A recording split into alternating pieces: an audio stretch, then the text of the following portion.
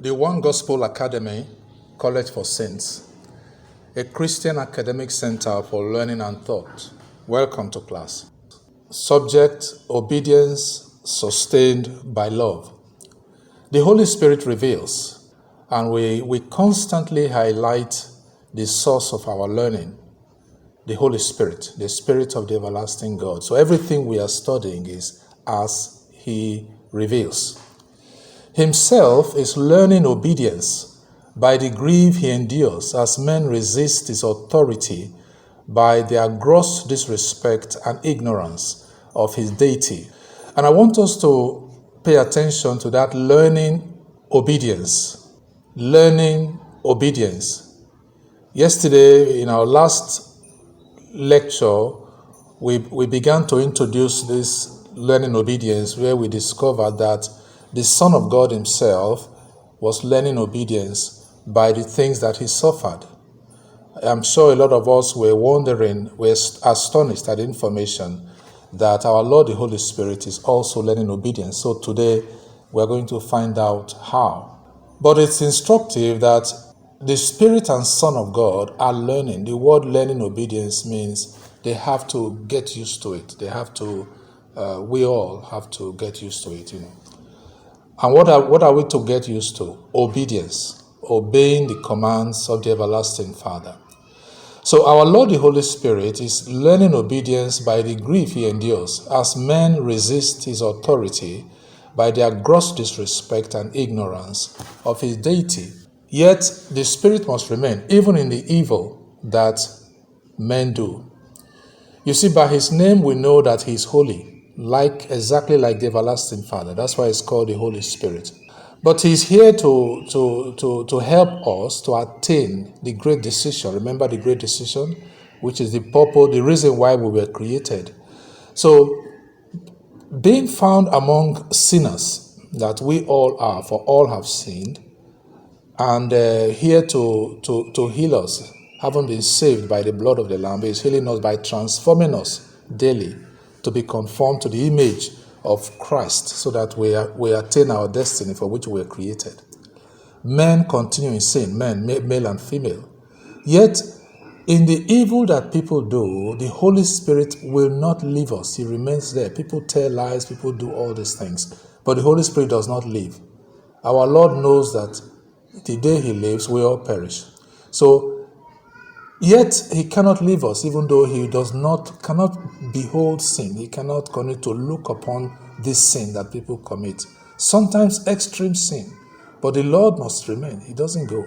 So that way the Holy Spirit says he's learning obedience, because he cannot leave you, because that is what the Father wants. As the Lord will not leave anyone the governor once supported, because of his Father's desire to have many holy sons like Christ. So the Holy Spirit must remain with us, because the Father wants to have many holy sons, and he's here to build us up to be holy as the Father wants. So the governor does not want him to leave us, even though we are in sin, we are walking in sin, we are telling lies, committing adultery, fornication, and some of them are even, going into extremities. Some of them go to native doctors even, but the Spirit of God said, I have to go with them. I cannot leave them, because if I leave them, the day I leave them, they will perish. And the Lord, the governor, Christ the Lord, who our Savior, knows that. So he now, commands, as it were, wants the Holy Spirit to continue to support us and not leave us. Don't forget, our Lord, the Holy Spirit, was born to be an anchor for Christ the governor, and told us that I only do what the governor wants. And that's what the governor wants. And we all should rejoice about that. He will not leave us. Not so we continue in sin, no. So that we enter into the law of the Spirit. And what is the law of the Spirit? The opportunity we have by his not leaving us, for us to change our ways. Because until he that hinders is removed, on the day that the Father grants his Spirit to depart, the Spirit will suddenly leave. So make reference to those books in Scripture cited. First of all, Matthew chapter 28, verse 20, and 2 Thessalonians chapter 2, verse 7.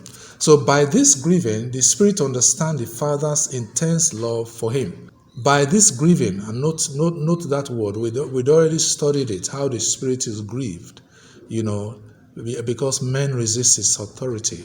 Remember how he was born, just like our Lord Jesus Christ.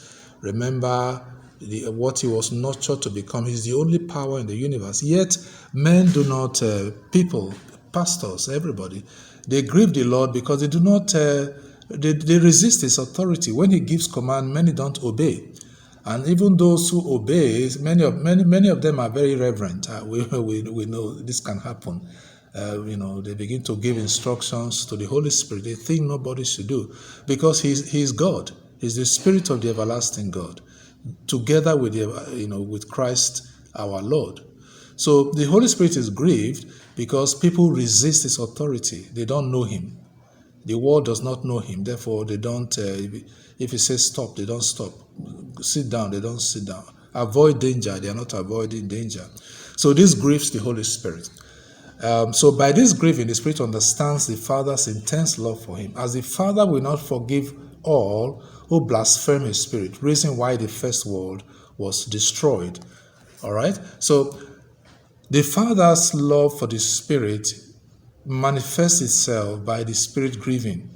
You see, because why is the Spirit grieving? Because people resist his authority. And because they resist his authority, the Father responded by destroying the first world. It was because the Spirit of God was grieved with that generation. That's why that generation was destroyed. And so the Spirit, our Lord, the Holy Spirit, sees this and says, yes, the Father really loves me. And the whole world because of me.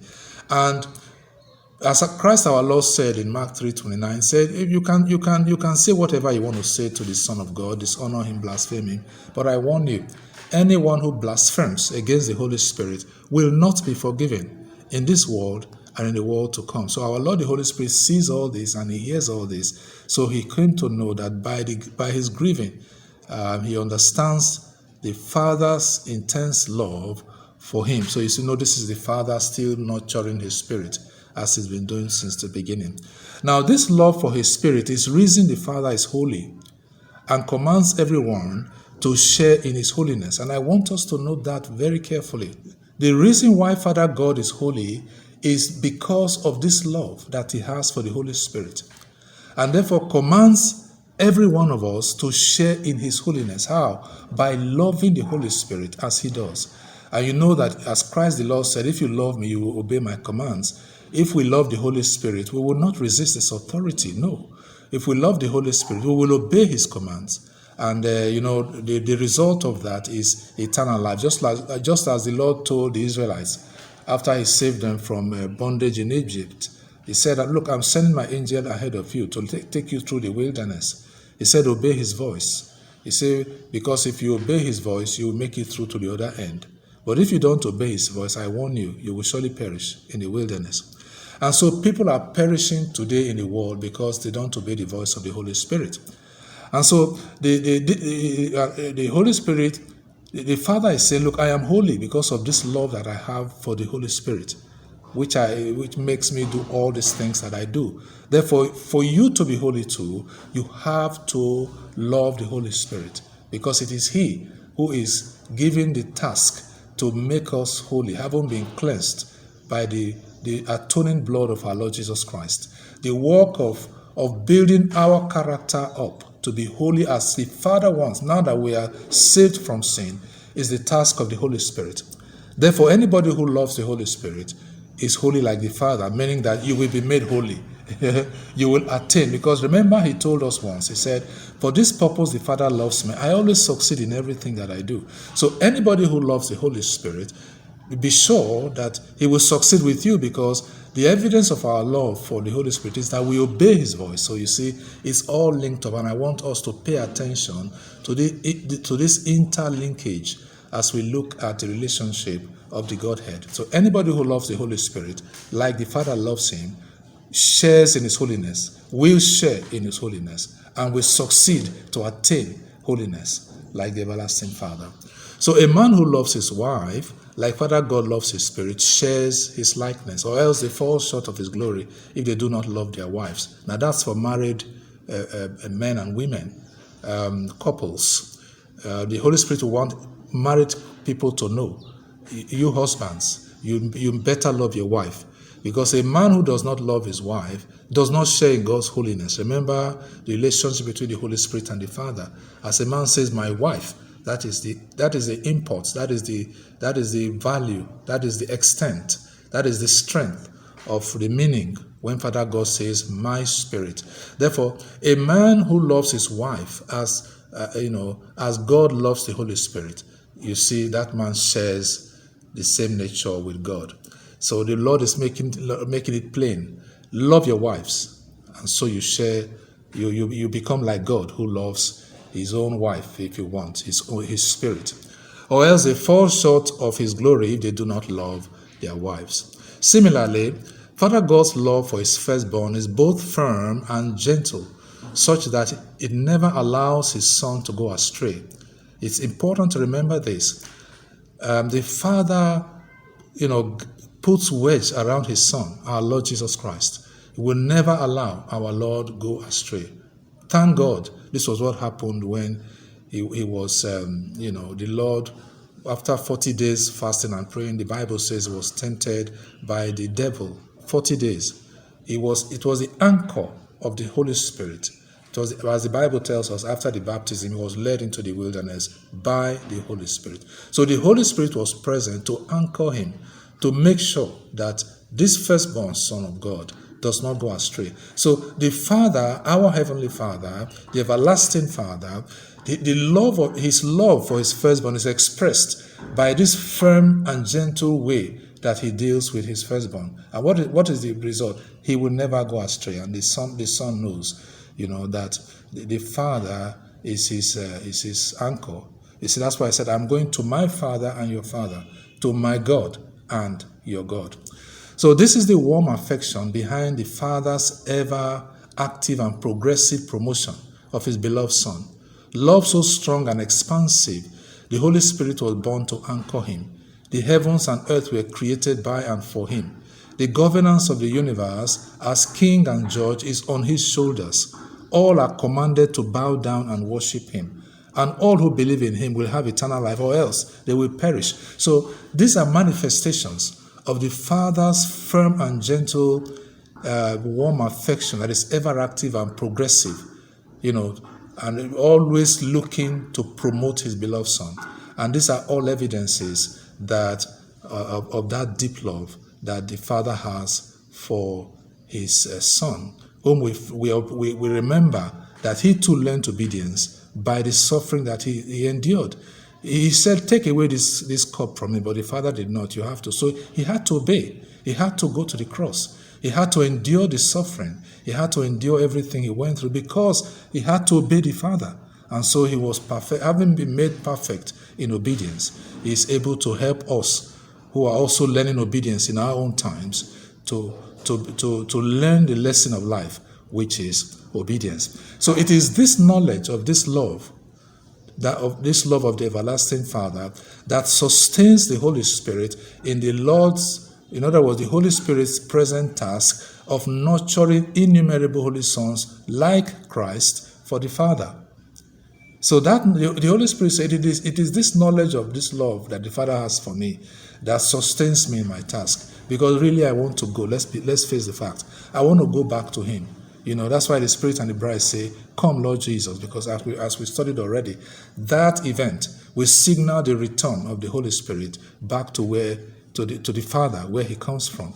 Believe me, the Spirit and the bride are hungry for Christ to return. Let no one be deceived. The Spirit of God wants to return. And that's why it's very urgent for us to learn to take advantage and walk according to the law of the Spirit. And what is the law of the Spirit? The opportunity we are given to change our ways before the end comes. Before that day comes when he that hinders must be taken away and the life on earth will be unbearable. If life is still bearable on earth today, it's only because the Holy Spirit is still active and is in the world and is still restraining the evil.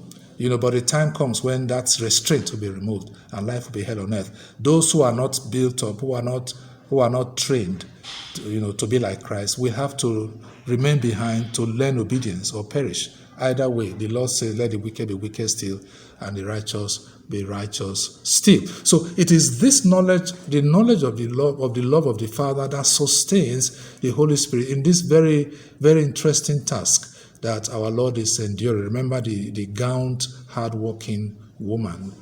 All right, so Christ acknowledged, Father, you loved me before the creation of the world. So the Father will love any human who will love his Spirit and obey his Son.